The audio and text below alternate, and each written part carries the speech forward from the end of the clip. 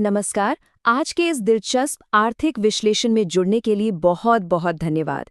रोज news में सुनने को मिलता है ना कि रुपया फिर गिर गया, डॉलर लगातार मजबूत हो रहा है और इसका सीधा असर हमारी अर्थव्यवस्था और रोजमर्रा की महंगाई पर दिखता है।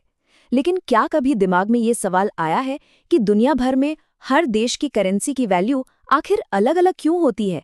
क्यों कोई करेंसी एकदम आसमान छू रही है और कोई संघर्ष करती नजर आती है? चलिए आज इसी बड़ी आर्थिक पहेली को मिलकर सुलझाते हैं। 96.283 यानी 96.283। जरा इस नंबर पर गौर करते हैं। फिलहाल एक अमेरिकी डॉलर की कीमत लगभग इतने ही भारतीय रुपयों के बराबर है। अब होता क्या है कि जब डॉलर की कीमत इस तरह बढ़ती है तो बाहर से आयात होने वाला सारा सामान अचानक महंगा हो जाता है, जिसका सीधा असर घर के बजट पर पड़ता है। लेकिन सोचने वाली बात यह है कि ये रेट्स आखिर तय कैसे होते हैं। तो आज की इस चर्चा में क्या क्या कवर होने वाला है, जल्दी से देख लेते हैं। सबसे पहले बात होगी द करेंसी मिस्ट्री पर, फिर एक्सचेंज रेट्स के विज्ञान को डिकोड किया जाएगा। इसके बाद जानेंगे उन 6 मुख्य पिलर्स को जो किसी भी करेंसी को ताकत देते हैं, और अंत में द एक्सपोर्ट एडवांटेज और करेंसी के सबसे बड़े सच यानी भरोसे पर बात की जाएगी। बिना देर किए पहले भाग की ओर बढ़ते हैं। भाग 1, the currency mystery, wealth versus value. अक्सर ये मान लिया जाता है कि जिस देश की करेंसी जितनी ज्यादा महंगी होगी वो देश भी उतना ही ज्यादा अमीर होगा, है ना? चलिए आज इस बड़े मिथक को तोड़ते हैं। अगर अमेरिकी डॉलर और कुवैती दिनार की तुलना की जाए तो एक बहुत ही दिलचस्प तस्वीर सामने आती है। देखिए, डॉलर दुनिया की सबसे मजबूत अर्थव्यवस्था का प्रतीक है, लेकिन अगर एक्सचेंज रेट को देखें तो एक कुवैती दिनार की कीमत रुपए और डॉलर दोनों के मुकाबले कहीं ज्यादा है। अब इसका मतलब ये बिल्कुल नहीं है कि कुवैत अमेरिका से ज्यादा अमीर या शक्तिशाली देश है, बिल्कुल नहीं। दरअसल करेंसी की वैल्यू का सीधा मतलब देश की अमीरी से नहीं होता, बल्कि उस मुद्रा की डिमांड और सप्लाई से होता है।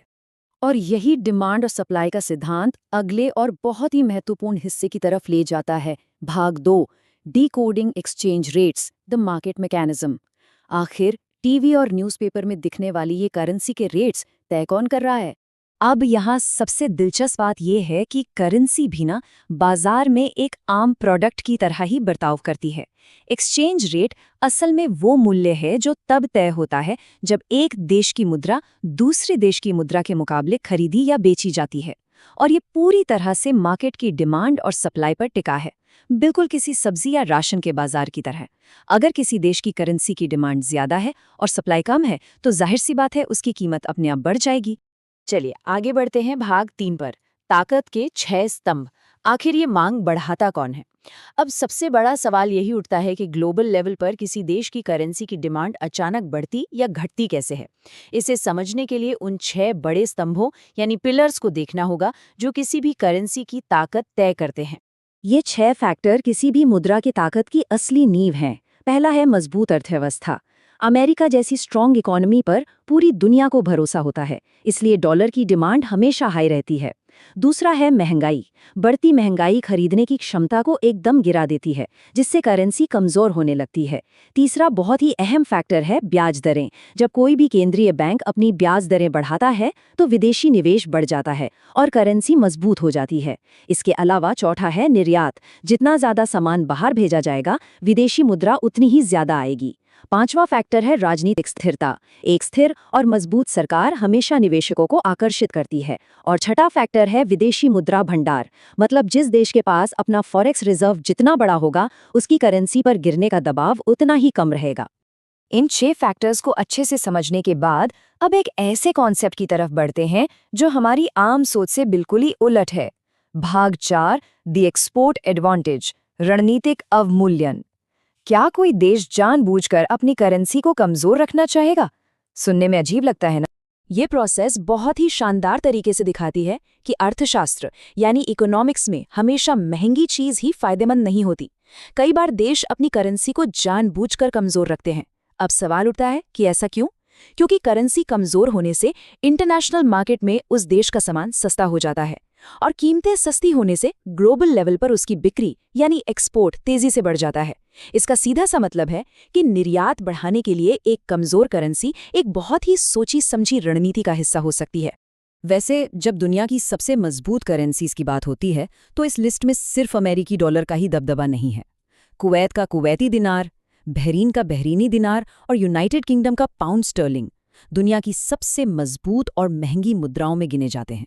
ये इस बात की याद दिलाता है कि ग्लोबल मनी का बाजार सिर्फ एक देश के इर्द गिर्द नहीं घूमता, बल्कि ये पूरी दुनिया के व्यापार का एक बहुत ही जटिल लेकिन दिलचस्प नेटवर्क है।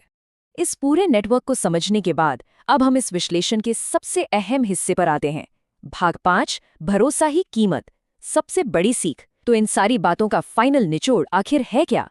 तो सबसे अहम बात ये है कि भरोसा ही सब कुछ है। बहुत ही आसान शब्दों में कहें तो जिस करेंसी पर दुनिया का भरोसा जितना ज्यादा होगा, उसकी वैल्यू भी उतनी ही मजबूत होगी।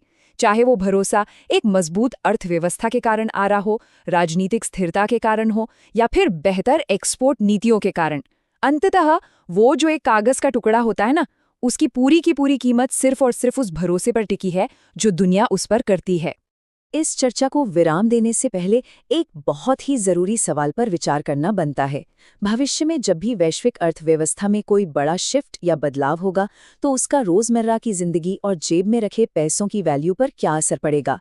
अगली बार जब भी न्यूज़ में किसी करेंसी को गिरते या चढ़ते हुए देखा जाए, तो उसे सिर्फ एक नंबर की तरह नहीं, बल्कि उस देश की अर्थव्यवस्था के भरोसे और आज चर्चा किए गए इन स्तंभों के नजरिए से देखने की कोशिश की जा सकती है। इस विश्लेषण का हिस्सा बनने के लिए बहुत बहुत धन्यवाद।